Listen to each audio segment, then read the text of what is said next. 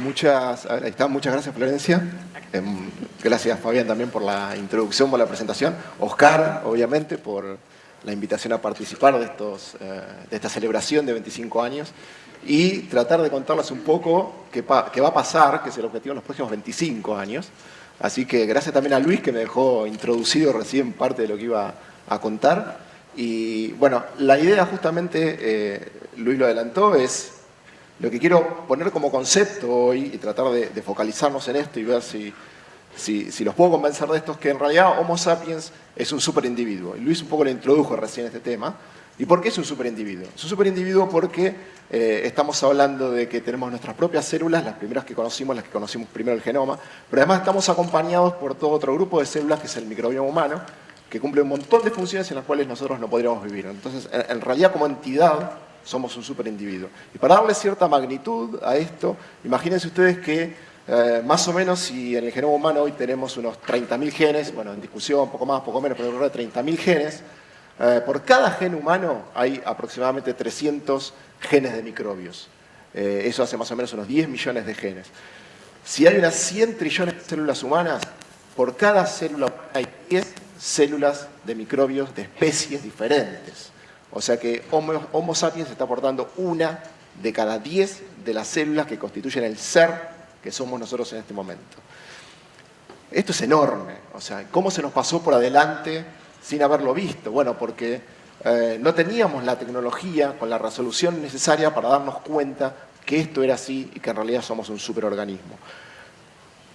Para empezar a entenderlo un poco más, en Estados Unidos armaron uno de estos mega, hiper, super proyectos que les gusta armar allá en el norte con 175 millones de dólares, 80 instituciones, habiendo reclutado 500 individuos sanos, mapeando 18 partes del cuerpo, produciendo 8.8 terabytes de información, una cosa bruta, bestial, para poder empezar a entender qué es el microbioma humano.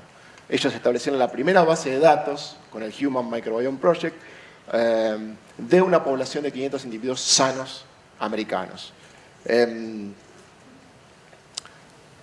Para que se den una idea, entonces, esto significa que nosotros estuvimos hasta ahora conociendo 1/10 de lo que realmente somos.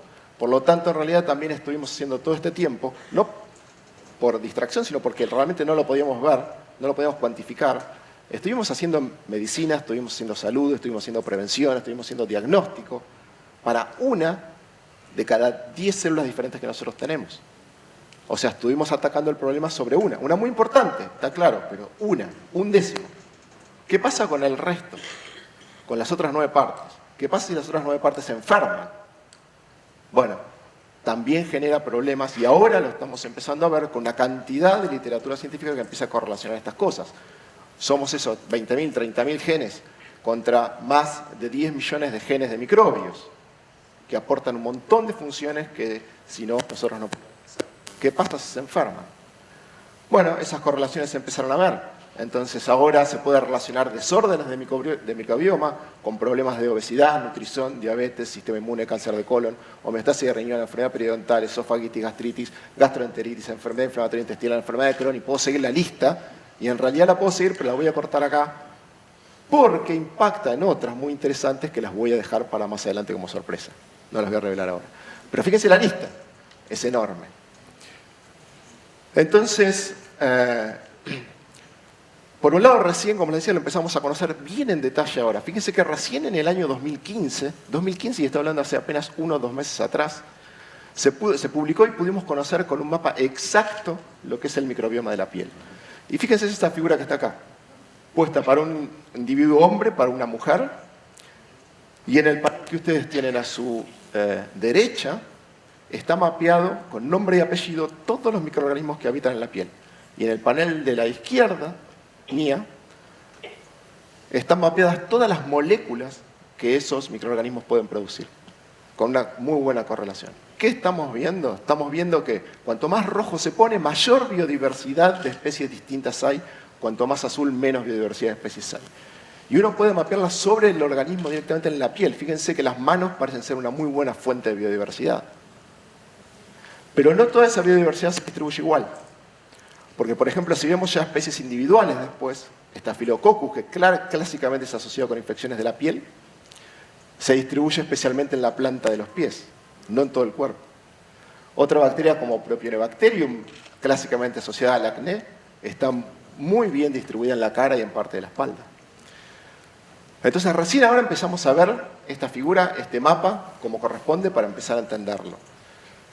Y por otro lado, sabemos que el microbioma humano sano es muy fuertemente afectado por factores locales y por factores ambientales. Distinto de lo que pasa con el genoma de las células de Homo sapiens, con el genoma de las células humanas. Que los cambios en eso nosotros los vemos en miles y miles de años, las variaciones que se van acumulando. Pero el microbioma humano va mucho más rápido esa acumulación de variaciones y es afectado claramente por factores locales y por factores ambientales en mucha mayor medida que el genoma de las células de Homo sapiens. Y en este estudio se ve claramente, en el estudio del microbioma intestinal de individuos sanos, tomados por ejemplo de una población en Venezuela, en España, en Dinamarca o en Malawi, que las poblaciones del microbioma intestinal difieren de acuerdo a la localidad de esta población. Entonces, nosotros nos preguntamos, y esto está avanzando mucho afuera, ya se empiezan a diagnosticar desórdenes. Entonces, para diagnosticar esos desórdenes hay que compararlos contra una referencia, como se hace cuando se diagnostican enfermedades de la propia célula humana. ¿Cuál es la variación y cómo está afectando? En el microbioma igual. Se necesita una referencia. Pero si está tan afectada por la localidad esa referencia, lo primero que nos preguntamos es, bueno, necesitamos una referencia local. No podemos usar la que ya hizo Estados Unidos. No nos va a servir, porque está muy fuertemente impactada por la localidad y factores ambientales. Entonces dijimos, bueno, vamos a tratar de construirla. Nos asociamos en INDIAR con el CIVIC, que tenía la misma inquietud que nosotros de avanzar en este sentido, y dijimos, bueno, ¿por qué no hacemos una prueba piloto en donde construyamos el primer microbioma humano argentino, en una etapa piloto inicial, en donde podamos responder primero esta pregunta? ¿Es válido hacer una referencia local contra la cual después podamos comparar para ver desórdenes y hacer diagnósticos? Eso fue la motivación inicial. Entonces, el CIVIC reclutó 20 individuos sanos, 10 hombres, 10 mujeres, y muestreamos diversos sitios para establecer el microbioma. Fosas nasales, bucofaringeo en 4 lugares, piel en 2 sitios, gastrointestinal, vagina en mujeres, y procesamos todas estas muestras exactamente igual que lo hicieron para el proyecto Microbioma Humano, siguiendo exactamente los mismos protocolos y procedimientos estandarizados, y analizamos en total 1.140 muestras. ¿Qué fue lo que encontramos? Bueno, para empezar a responder nuestra pregunta. Estos ya son datos propios del proyecto piloto. Lo que nosotros vimos es que, comparándolo con el del microbioma humano que se hizo en Estados Unidos, encontramos diferencias en la población sana. Se puede ver en la distribución de las especies que hay, y especialmente en el microbioma intestinal hay publicación que trata de organizarlo como en enterotipos, 3 enterotipos diferentes, como si fueran los serotipos de la sangre, pero en enterotipos. Y esos 3 enterotipos del que se mapearon en la población en general tienen que ver con las proporciones de 3 grupos de bacterias principales, que son Bacteroidetes, Prevotella y Ruminococcus. De acuerdo a la variación entre ellos, uno es enterotipo 1, enterotipo 2, enterotipo 3, y de acuerdo a esos enterotipos impactan en forma diferente la salud. Nosotros encontramos que la población que mapeamos acá en Rosario es enterotipo 1, pero con una buena cantidad de diferencias con respecto a la población americana. Eso es, encontramos menos prevalencia de Bacteroidetes, más prevalencia de Prevotella, y un poco más de prevalencia de Ruminococcus también. Y ahora van a ver que esas diferencias son importantes cuando queremos mapear contra la población sana. Hicimos lo mismo en garganta y también encontramos varias de las especies de la población en garganta que tienen diferencias significativas con la población americana, que se pueden ver en las figuras, que están marcadas con un asterisco, son las significativamente diferentes. Y una cosa muy importante, en garganta, una muy buena prevalencia y mayor que en la población americana de Streptococcus. Por otro lado, en el microbioma nasal también encontramos varias diferencias, los que están marcadas con un asterisco con respecto a la población americana. Lo mismo nos pasó en amígdala, varias de ellas son diferentes. Lo mismo nos pasó en saliva, varias de ellas son diferentes. Lo mismo nos pasó en la mucosa bucal, con también una tremenda prevalencia de estreptococo y mayor que en la población americana en la mucosa bucal. Y después, cuando comparamos toda la zona bucofaringea con la nasal, ahí vemos claramente que el microbioma de la zona nasal es bien distinto del resto de la zona bucofaringea. Y en especial, para mencionar la zona bucofaringea, que se puede ver la prevalencia de estreptococo, cómo va disminuyendo desde mucosa bucal, garganta, amígdalas, saliva, y después desaparece en fosas nasales. Pero lo más importante de este trabajo de etapa piloto que hicimos, además de establecer la primera referencia local argentina, y no sé si latinoamericana, salvo algún estudio particular, es el hecho de ver si respondimos o no respondimos la primera pregunta esencial que nos queríamos hacer. ¿Vale la pena hacer la referencia local? ¿Es necesario, si queremos diagnosticar, tener la referencia local? Y la respuesta que encontramos fue contundente. Es sí, la necesitamos.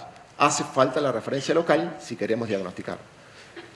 Entonces, en este momento lo que estamos haciendo es extendiendo este estudio, saliendo de la etapa piloto, ya reclutando 200 individuos sanos de 5 ciudades de Argentina. Gracias al apoyo de la Agencia de Ciencia y Técnica de Santa Fe, iniciamos este proyecto que se va a desarrollar este año para darle mayor validez a esta base de datos. Pero la primera pregunta está respondida. Necesitamos esta referencia local para poder diagnosticar. ¿Y qué significa todo esto después? Cuando podemos diagnosticar desórdenes. ¿Por qué es importante la referencia de individuos sanos? Bueno, es importante la referencia de individuos sanos porque si observamos, por ejemplo, esta figura, es el microbioma intestinal de niños de clase alta, obtenida en Florencia, Italia, y el microbioma intestinal de niños de clase muy, muy baja, de Burkina Faso, de niños desnutridos. La figura habla por sí sola, es completamente diferente. ¿Qué significa? Por un lado, el de los chicos de Florencia, Italia, vemos que está fuertemente influida por la presencia de un grupo de bacterias que se llaman firmicutes, fundamentalmente. Del otro lado, el de Burkina Faso, fundamentalmente enriquecida en poblaciones que se llaman bacteroidetes y muy disminuido los firmicutes. Exactamente al revés. Son figuras opuestas. ¿Qué significa? ¿Cuál está bien, cuál está mal? Los dos están bien. El que es sano es el de Florencia, Italia. El que está muy mal es el de Burkina Faso. La proporción de las bacterias que están ahí indican que el de Burkina Faso no es un microbioma saludable. Y es la razón por la que los chicos están desnutridos. Y por más que se empiecen a alimentar bien, el grupo de bacterias que tienen no pueden alimentarse a partir ni de la fibra ni de los nutrientes que se le den. O sea, es un círculo vicioso ya. No pueden salir de ese estado. O sí pueden salir de ese estado. Sí van a poder salir de ese estado si se tratara especialmente con algún tipo de prebiótico o probiótico que diera vuelta a esa relación como la que tienen los chicos de Florencia, Italia. ¿Se puede hacer eso? Básicamente para resumir eso y decir, bueno, ¿qué podemos entonces hacer nosotros con el diagnóstico? Que es a donde estamos apuntando. Por ejemplo, en el caso que mostré recién, tenemos un microbioma intestinal propenso a enfermedades, un microbioma intestinal saludable. El propenso a enfermedades es normalmente alto en bacteroidetes, prebotela, bajo en firmicutes. El saludable tiende a ser alto en firmicutes, bajo en bacteroidetes y prebotela. Lo podemos diagnosticar si lo vemos contra un individuo sano. Y si está mal, es propenso a enfermedades, es un microbioma que le faltan bacterias que son esenciales para procesar alimentos, fibras y otra serie de producción de moléculas que hacen que el sistema inmune, que se concentra mayormente en el intestino, sea un sistema inmune desequilibrado, que trae a su vez otros problemas. ¿Podemos pasar de uno propenso a enfermedades a uno saludable? Sí, podemos, usando prebióticos y probióticos. Pero prebióticos y probióticos de esos que, en definitiva, uno va a ir al médico con este diagnóstico de que el microbioma está mal, se va a recetar y va a haber un prebiótico o probiótico de diseño que uno va a comprar en la farmacia. No estoy hablando del prebiótico que uno compra en el supermercado, está claro. ¿Qué otras cosas podemos hacer con el diagnóstico? Digamos, ¿y de dónde viene ese problema que mencioné recién? Básicamente en lo que es la diferencia entre un microbioma sano y un desorden de microbioma tiene mucho que ver con una serie de microorganismos que contribuyen a que sea saludable, haciendo que el mucus que está sobre las células epiteliales sea bien grueso. Esas bacterias que están ahí tienen la capacidad de alimentarse de la fibra que nosotros no podemos procesar. Alimentándose de esa fibra, dejan un compuesto como producto colateral de ellos, que es el butirato, una molécula pequeña. Ese butirato es un fuerte activador de las células T del sistema inmune que está en el intestino, que a su vez es un potente inhibidor de la respuesta inflamatoria. O sea que mantiene un sistema inmune equilibrado. Si esas bacterias no están, el mucus disminuye tremendamente, casi queda la pared epitelial. Por ahí se empiezan a filtrar patógenos oportunistas, se empiezan a meter adentro, se dispara la respuesta inmune, se desequilibra el sistema inmune de forma desordenada y ahí empieza y se dispara otra serie de problemas.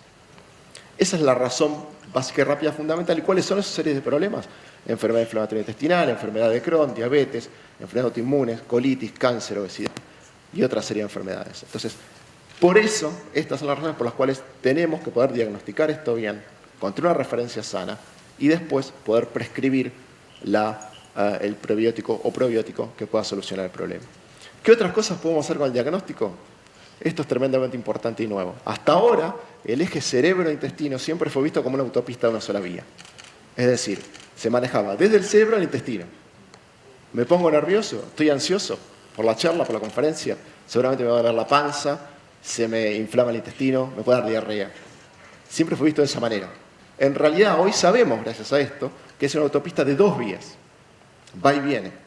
O sea, va también del intestino al cerebro. ¿Y qué tipo de problemas puede empezar a traer eso? Problemas que hasta ahora por ahí estábamos pensándolos mal, dándole farmacología para la consecuencia y no para la causa. Y estoy hablando de enfermedades psiquiátricas como ansiedad, depresión, trastornos de desorden de atención e hiperactividad, trastornos obsesivos compulsivos, que hasta ahora se pensaba que la causa estaba en otro lado y en realidad pueden estar en el intestino. Hay un montón de trabajos hechos en ratones, algunos ya se empiezan a hacer en humanos, en donde se desordena el microbioma a propósito y se genera ansiedad, depresión, trastornos obsesivos compulsivos y después se arregla el problema con un prebiótico. En los ratones está muy bien documentado. Entonces, quiere decir que es realmente una autopista de 2 vías y que muchas enfermedades psiquiátricas en realidad pueden tener su origen en otro lado. Resumiendo un poco esto, vemos que correlaciona muy bien una baja inflamación en el intestino, que tiene que ver con un microbioma saludable, correlaciona muy bien con una baja ansiedad y desórdenes relacionados a la ansiedad. Y una alta inflamación, un microbioma desordenado, correlaciona muy bien con desórdenes de ansiedad y relacionados. ¿Hay forma de bajar la inflamación? Por supuesto, con los probióticos y prebióticos, como está bien demostrado y bien documentado en una serie de trabajos científicos publicados hace muy poco, los cuales ahí solamente puse algunos como para darle sustento a esto que estoy diciendo. Entonces, podemos empezar a ver de otra forma diferente lo que es los desórdenes psiquiátricos. Y eso es muy importante. Más impresionante todavía es la relación que se encontró con niños del del espectro autista. Ya de movida nomás, los chicos reclutados con desorden de espectro, que manifiestan espectro autista contra niños neurotípicos, se ve claramente que su microbioma es mucho menos biodiverso que el de los neurotípicos. Como regla general, un microbioma biodiverso es mucho más saludable que uno menos biodiverso. Pero si uno escarba ahí adentro de por qué hay menos diversidad, en realidad no se están impactando todos los grupos de bacterias que están ahí, se impactan algunos en particular. ¿Y cuáles son? La figura es bastante impresionante. Entre los niños autistas y los neurotípicos desaparece, vuela directamente todo grupo de especies relacionadas a Prevotella. Que además esos niños autistas muestran problemas de desorden intestinal. Mientras que en los neurotípicos ese grupo está. O sea, hay un grupo que desapareció. ¿Qué nos está diciendo esto? ¿Qué puerta nos abre esto? Nos abre una puerta tremendamente importante, que es decir, podemos empezar a tratar chicos con desórdenes del espectro autista targeteando el microbioma, con prebióticos o probióticos, de una forma mucho más dinámica, para lo cual ahora lo único que podemos hacer es darle paliativo. Es tremendo. ¿Qué otro tipo de cosas podemos hacer? Y esto me sirve para ejemplificarles lo que acabo de decir recién. Esto es simplemente un trabajo que publicaron 2 científicos en Estados Unidos bajo una cosa nueva que están haciendo ellos muy cool, así que se llama Quantify Itself, o sea que se cuantifican a sí mismos, ellos mismos todo el tiempo. Lo que hicieron fue mapear su microbioma durante 360 días, durante todo el año. Se lo siguieron. 2 casos puntuales, n igual a 2 tipos. Lo que hizo el individuo A fue mapear su microbioma intestinal durante todos los días, durante 360 días del año, y lo que vemos y lo que quiero rescatar de esta figura, donde se muestra una porción solamente de ese año que se midió, es un americano que vive en California y en determinado momento viajó a Tailandia durante casi 40 días. Fíjense lo que pasa en la figura durante el momento del viaje. Él midió las poblaciones de su microbioma. Se desordena completamente durante el viaje y cuando vuelve a Estados Unidos se vuelve a ordenar. Se vuelve a ordenar al estado original. ¿Qué significa esto? Que el microbioma es tremendamente dinámico y que lo podemos modificar con terapias en cuestiones de semanas. Cuando una terapia dirigida contra nuestras propias células puede llevar años de desarrollo. ¿Qué pasó cuando viajó? Se tuvo que acostumbrar a otro tipo de ambiente, a otro tipo de alimentación, a otro tipo de cultura. Se movió dinámicamente y volvió al estado que tenía que volver cuando regresó. El otro caso que me sirve para ejemplificar esto es el individuo B, que se publicaron juntos. Y el individuo B también, un americano que vivía en California, llevaba su vida normal y un día dice, bueno, voy a comer a un restaurante. Un buen restaurante en California. Bueno, un restaurante no sería porque algo pasó. Después de su comida se empezó a sentir mal y una diarrea impresionante. Bueno, él se venía cuantificando, así que siguió cuantificándose, fue al médico primero y le preguntó qué podía hacer. Le dijo rápidamente, es un rotavirus, quédate tranquilo, en un par de días se te va a pasar. Bueno, no contento con eso, fue a otra consulta, le dijeron exactamente lo mismo, quédate tranquilo, es un rotavirus, en un par de días va a pasar.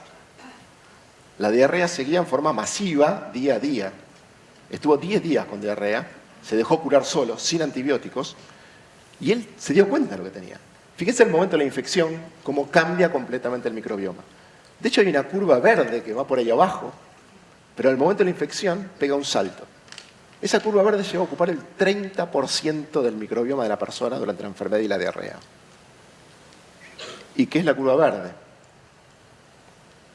¿Quién se animaría a apostar algo? Salmonela. Salmonela. De ahí venía la diarrea. Él lo sabía perfectamente. Lo diagnosticaron mal 2 veces. ¿Qué pasa en este individuo, sin embargo? Después de la infección, el microbioma parece haberse bloqueado, encerrado en otro estado diferente al previo. Entonces, la conclusión que tenemos de todos los individuos es, uno, como mostré anteriormente, es muy dinámico. Lo podemos variar. Con probióticos podemos variar en cuestión de semanas para arreglar desórdenes. Y después hay casos como este, en donde varía de un estado a otro, que son diferentes y quedan en ese estado. ¿Qué significa esto en función de mirar hacia el futuro? Lo que estuve mostrando hasta ahora. Es decir, si miro la ruta diagnóstica, la ruta hacia el futuro, digo, hoy podemos hacer diagnósticos. Tenemos la referencia, podemos hacer diagnósticos, está asociado a una serie de enfermedades, he mostrado hasta psiquiátricas, hasta desórdenes autistas. O sea, es importante hacer ese diagnóstico.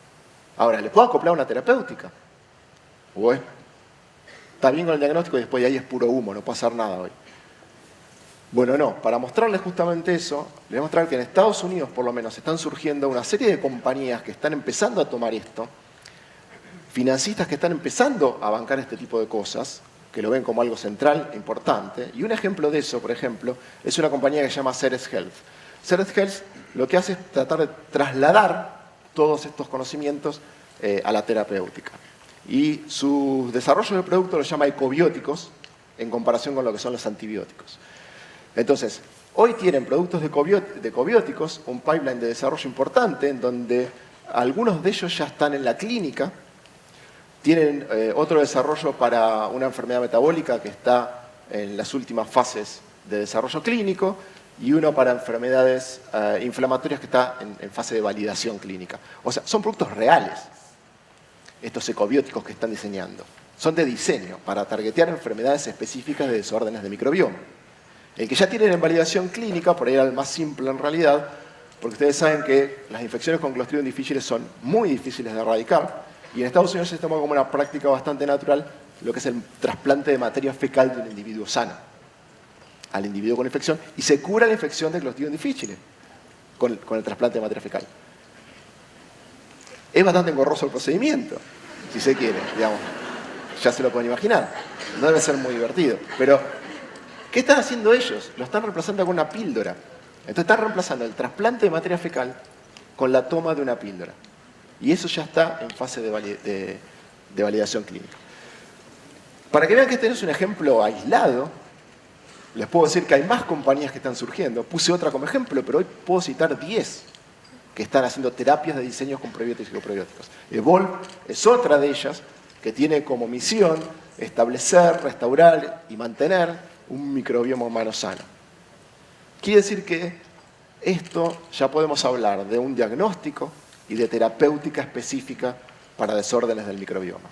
De manera que, si junto un poco todo lo que les estuve contando, les podría dejar como primer mensaje, en realidad, que si acoplamos el diagnóstico genómico al diagnóstico de microbiomas, realmente nos espera un futuro asombroso en este sentido para lo que se empieza a llamar ahora medicina de precisión. Medicina de precisión es para un individuo en particular. Y si quieren como mensaje, les dejo un mensaje final para que se lleven a casa, que tienen relación con todo esto y que tiene que ver con eso para que lo recordemos bien. Muchas gracias.